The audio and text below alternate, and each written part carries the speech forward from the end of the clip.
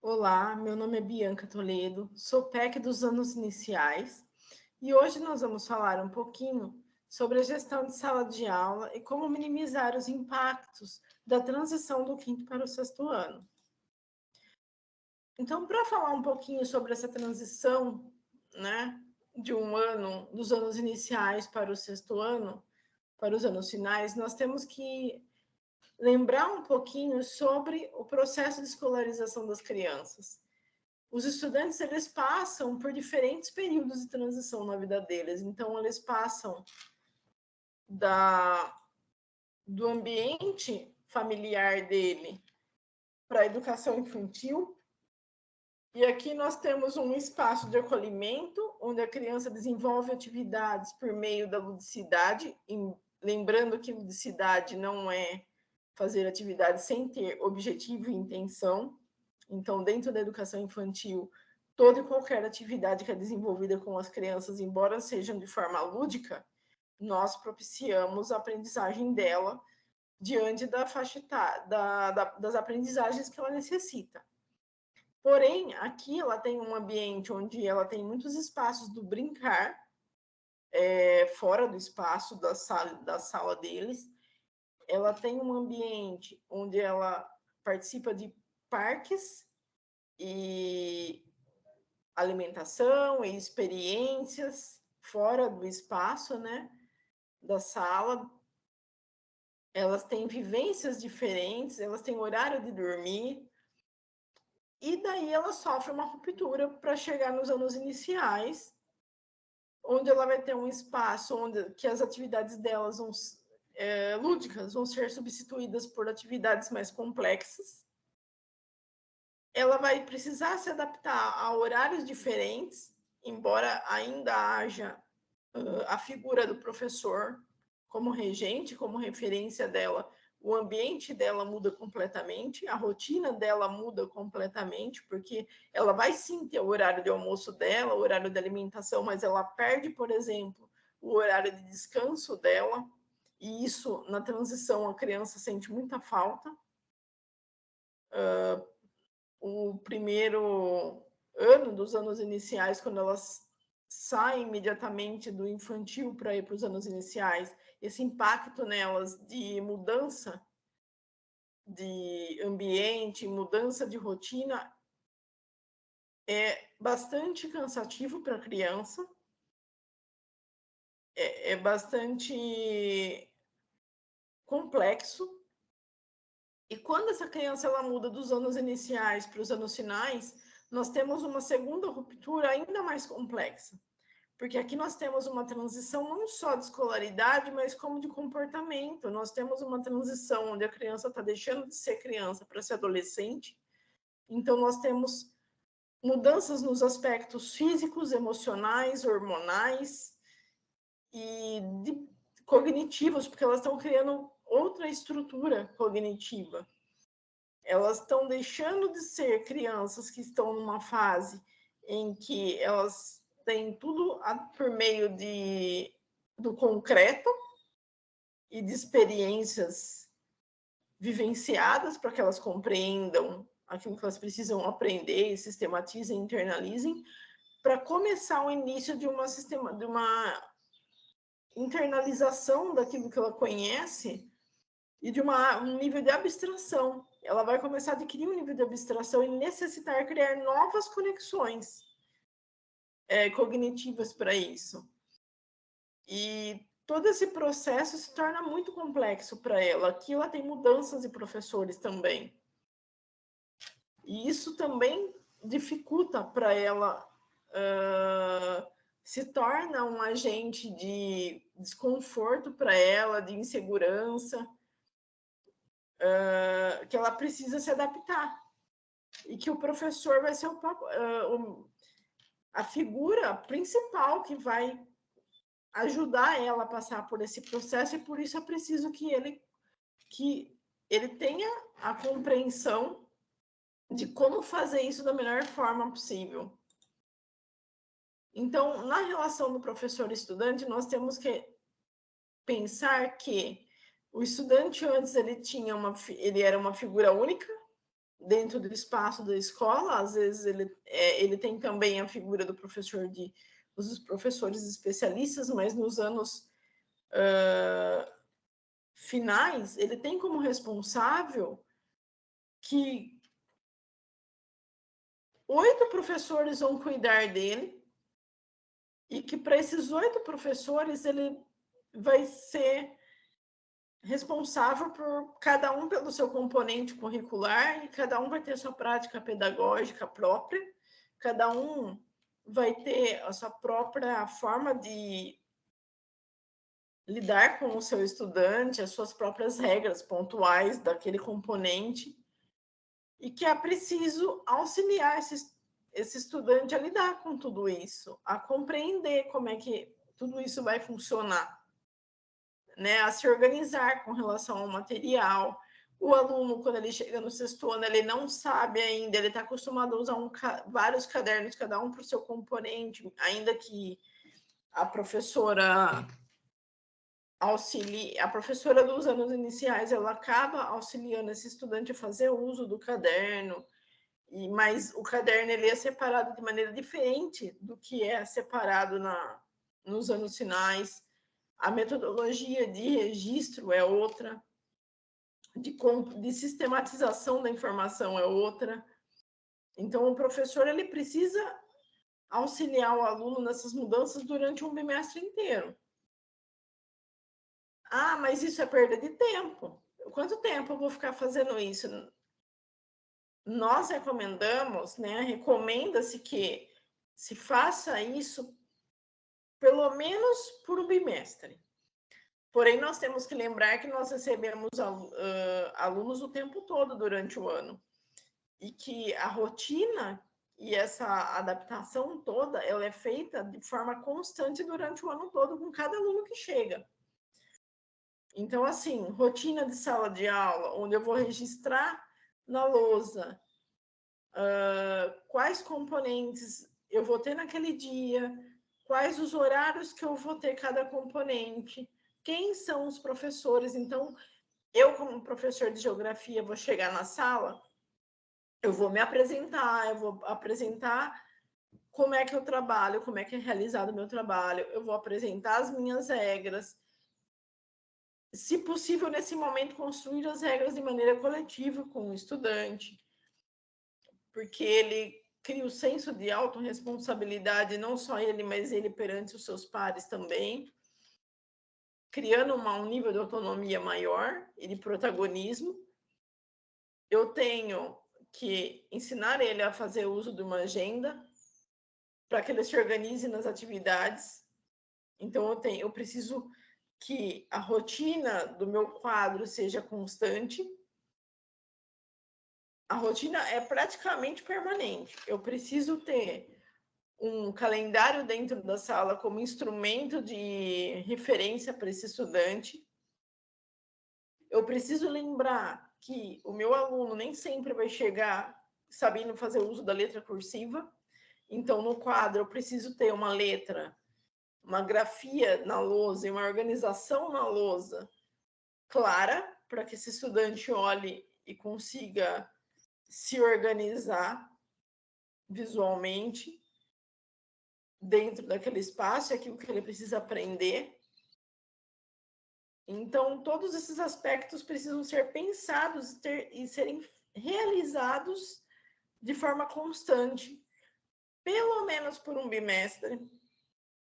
E daí, quando eu falo um bimestre, é quando eu me refiro ao uso de agenda, a rotina de sala, até...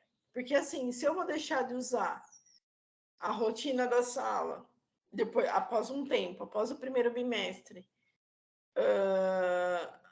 com os alunos, eu preciso ter garantido que essa rotina esteja na agenda desse aluno e esteja colocada em vários quadros de informação no espaço escolar, para que ele possa ter acesso e revisitar quando ele precisar, até que ele se sinta seguro.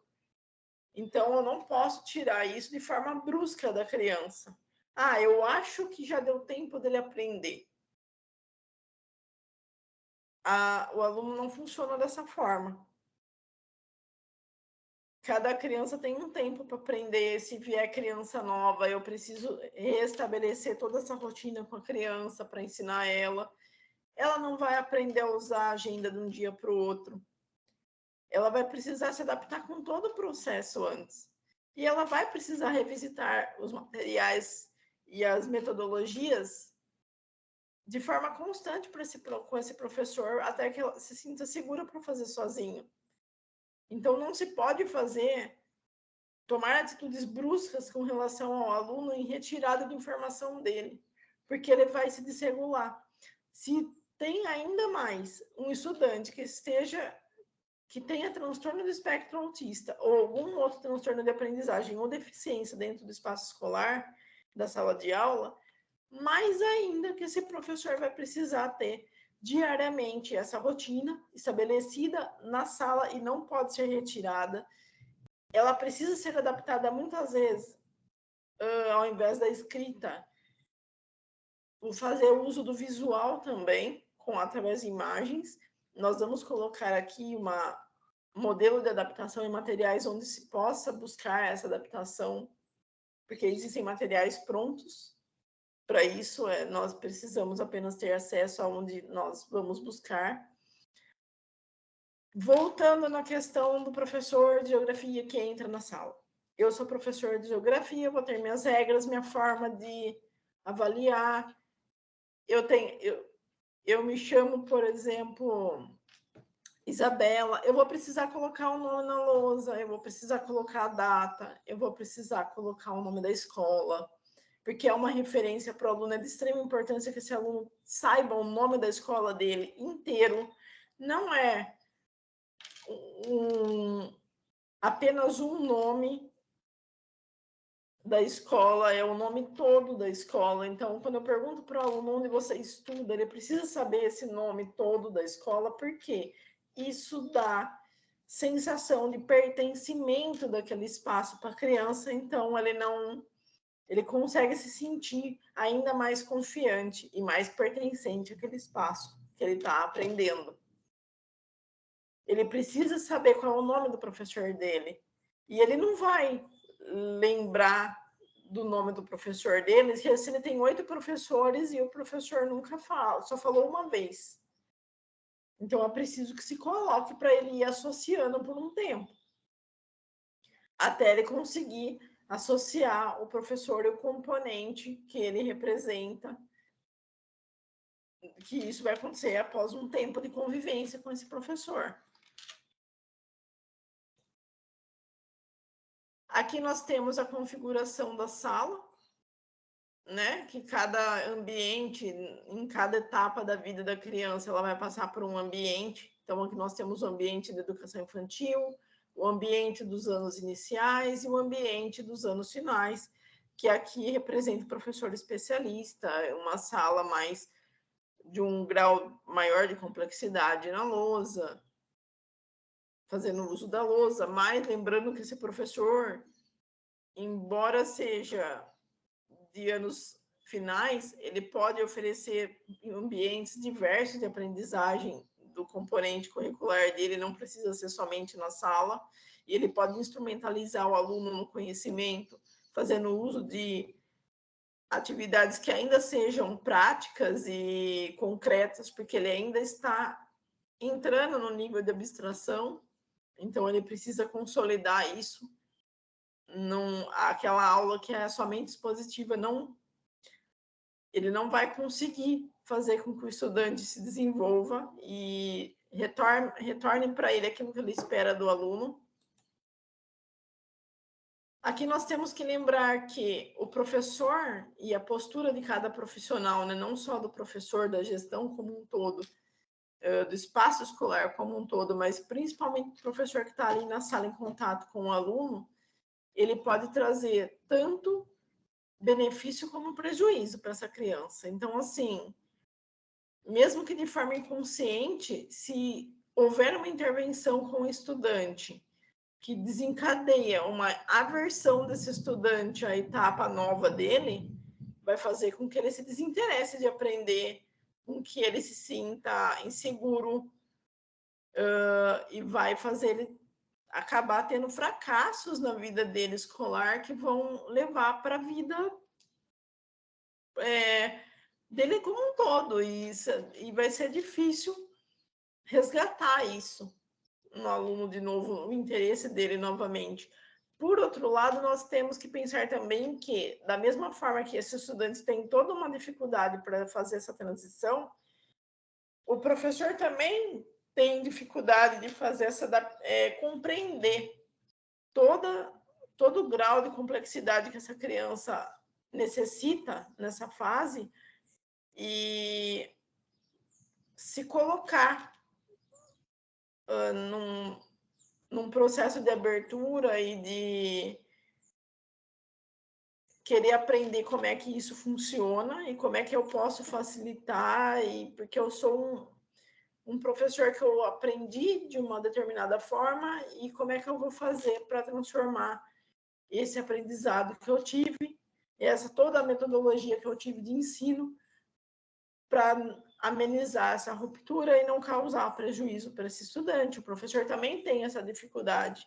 E pensando nessa dificuldade, nós hoje estamos apresentando quais são algumas ações de qualidade que nós podemos oferecer para o estudante para que diminua o impacto tanto para ele quanto para a própria sala, porque tudo que nós investimos para o aluno, em termos de tempo e de segurança, de instrumentalização para ele, vai voltar para a gente como um resultado positivo.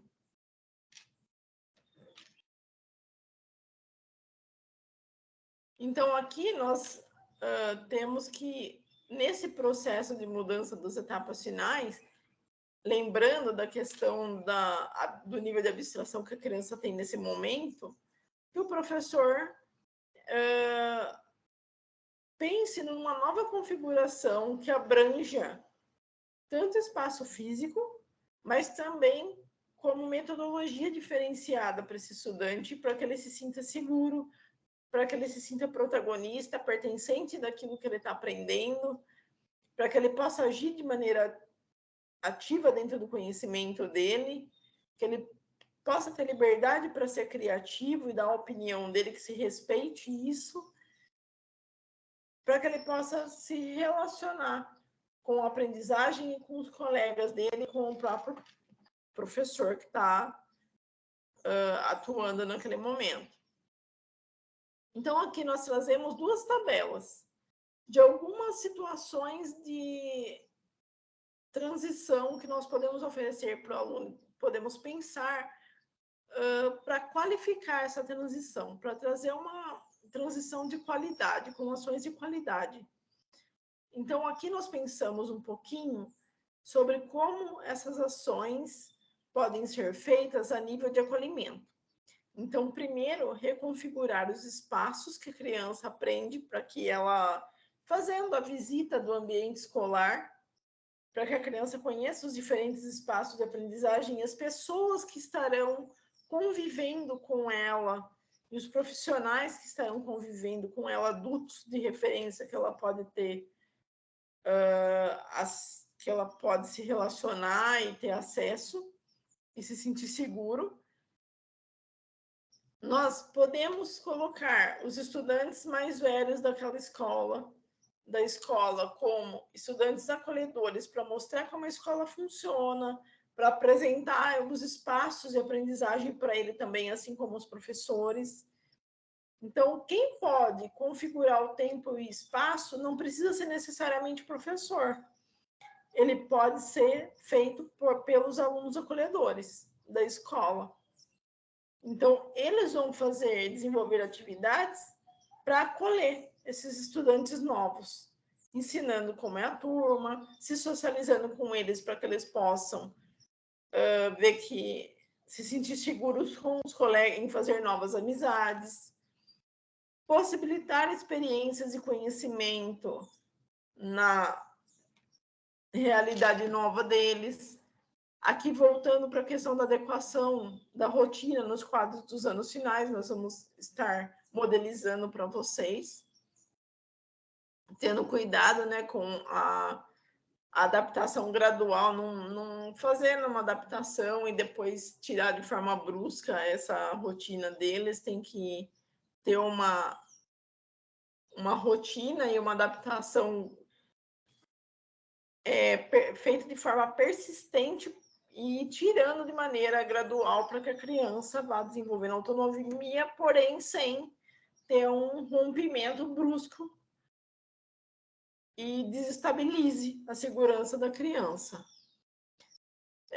Sempre explicar logo nos primeiros dias as normas de funcionamento da escola e o professor de cada componente as suas próprias normas, e daí, dentro do espaço de sala de aula, é interessante que se faça um contrato pedagógico, né? Aquele combinado com as crianças, onde elas podem participar ativamente da construção desses combinados, e tanto em ações como consequências, para que elas pensem a respeito e possam criar um senso de responsabilidade daquilo que elas vão, da postura que elas vão ter durante o ano.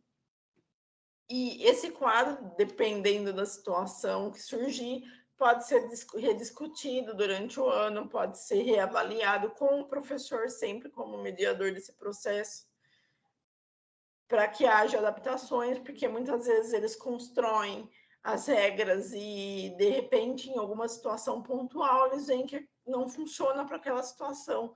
Eles podem revisitar o contrato e ter novas ideias para refazer algumas ações. Lembrando que normas de funcionamento não se mexe, é apenas o contrato feito na sala de aula em construção. Há algumas regras do professor, do que o professor espera do estudante, que é necessário que se fale e mostre para o aluno e que deixe exposto dentro do espaço de sala de aula, para que ele olhe e lembre sempre, e porque não vai ser alterado. Então, explicar para eles que algumas ações ali, eles vão precisar, algumas regras, eles vão precisar cumprir, que são imutáveis, e outras que pode ser, que elas podem ser reavaliadas conforme a situação. Porque o aluno, ele precisa aprender a regra e ele precisa aprender algumas situações na vida dele, e que ele só vai aprender se o professor ensinar e tiver constância naquilo, para que aquilo vire um hábito na vida dele.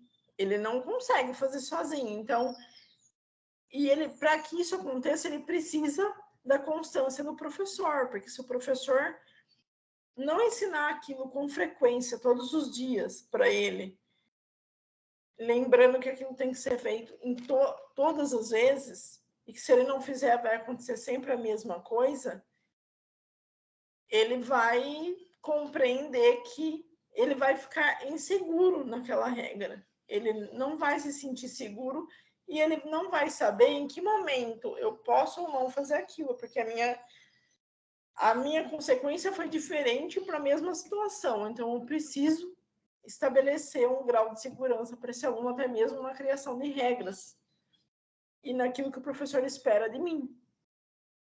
Porque se eu não sei o que o professor espera ou se isso é mutável, eu não consigo saber quando eu devo realizar determinada ação ou não.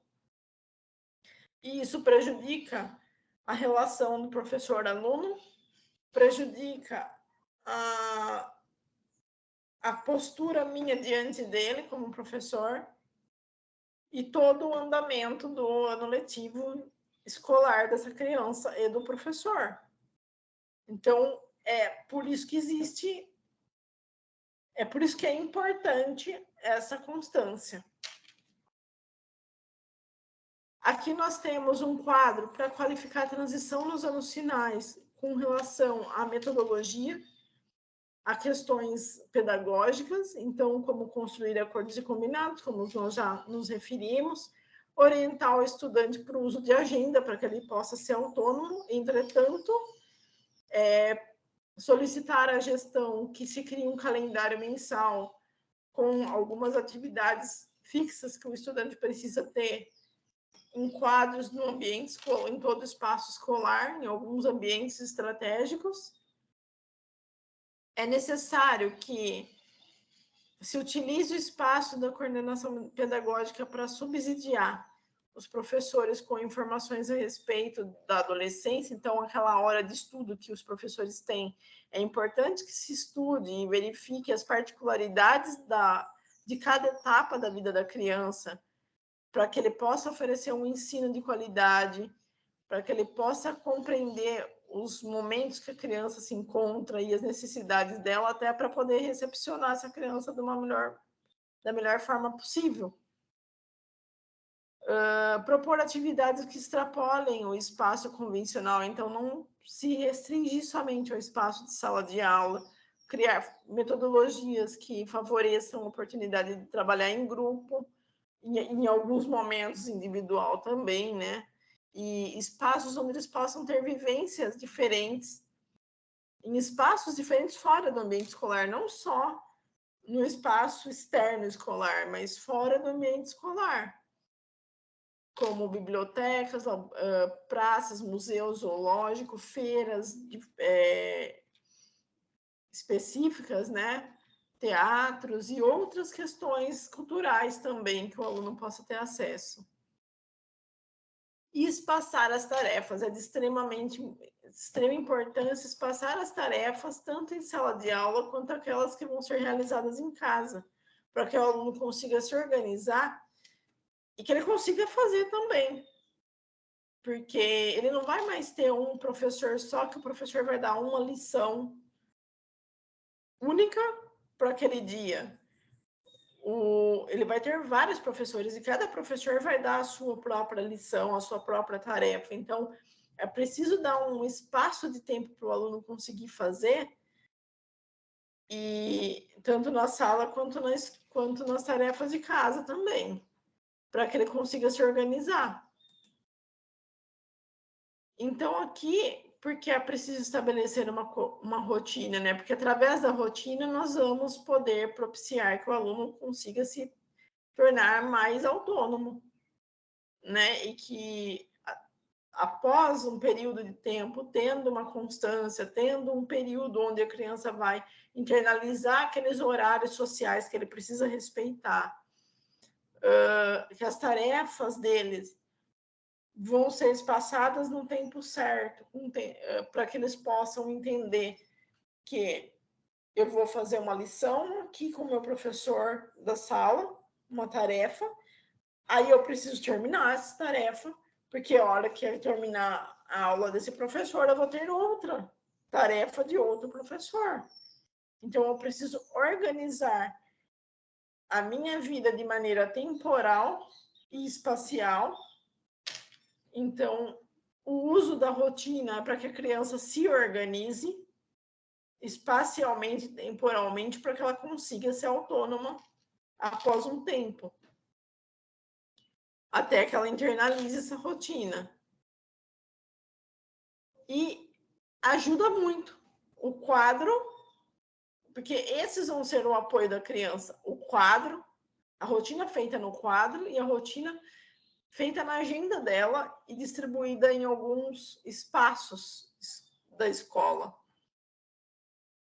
Quanto mais estável for o cotidiano dessa criança, mais ela consegue desenvolver autonomia, porque mais segura ela fica. Se houver muitas alterações, a criança não consegue desenvolver essa autonomia, porque ela vai se sentir o tempo todo insegura, sem saber qual vai ser, para onde ela vai, para qual ambiente ela vai, quem ela vai ter que interagir naquele próximo momento. Então, esses horários têm que ser feitos com regularidade para ela conseguir ter essa segurança.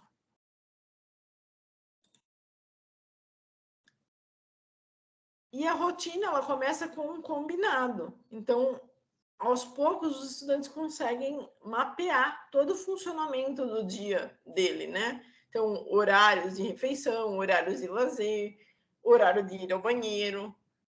em que momento que eu posso ir no banheiro ou não. Isso daí vai ser um combinado que vai ser feito por cada professor. Em que momento que eu vou poder sair para tomar água. Em que momento que eu vou poder sair para almoçar. Em que momento eu posso conversar, em que momento eu preciso me silenciar para poder prestar atenção.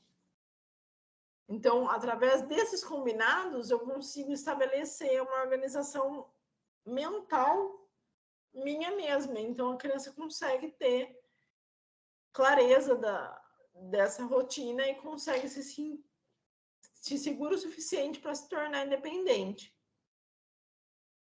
Ela começa a estabelecer prioridades, saber o que é prioridade e o que não é. Aqui nós temos a apresentação, a modelização, né, da rotina do quadro feito na lousa. Aqui eu tenho duas situações.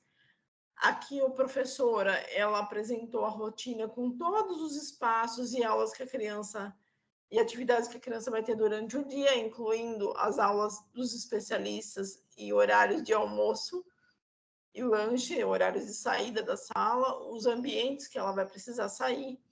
E aqui ela coloca um elemento de extrema importância, que é o nome da escola inteiro, para que ela possa se sentir pertencente, o nome da cidade, os meses do ano. Nós temos muitas crianças que não conseguem se localizar no tempo. Então, é necessário que se coloque sempre a data, até mesmo para que ela consiga organizar o próprio caderno. O nome inteiro dela, então, nessa faixa de idade, a criança precisa ter o hábito de registrar o nome dela completo, o nome da professora, para que ela consiga associar o componente com o nome da professora e ir conhecendo quem são as referências dela. E aqui nós temos o ajudante do dia, né, que a gente costuma falar. E esse ajudante, ele pode ser variado por semana, por dia, e isso é um acordo da classe, de forma geral. Aqui eu tenho as adaptações da rotina, que aqui nós oferecemos material para que vocês possam pesquisar essas rotinas adaptadas para o aluno de maneira mais visual. Ela já vem pronta, e tem alguns sites que vocês podem ter ela para elaborar para cada situação dentro do espaço escolar. E aqui nós voltamos com a importância da consistência, né, na gestão de sala de aula, que vocês precisam, para que a criança consiga internalizar rotina e regras na vida dela, é preciso que o professor seja constante, contingente, e que ele seja assertivo para a criança, muito claro para a criança.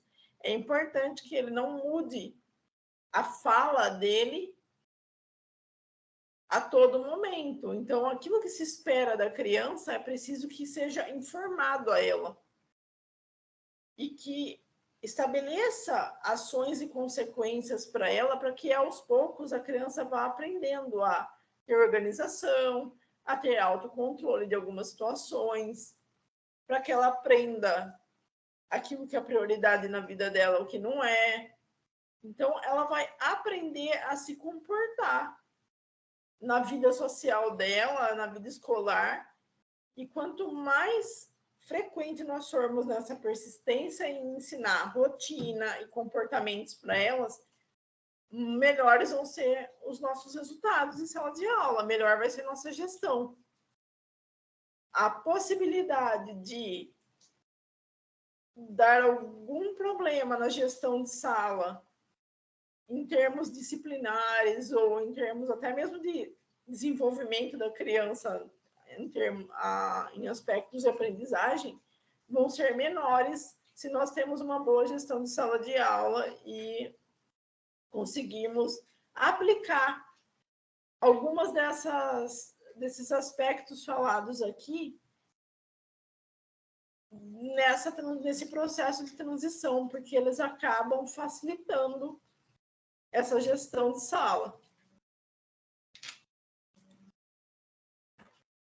nós demos aqui um pouquinho, né, daquilo que nós pudemos fazer para poder ajudar vocês nesse processo de transição.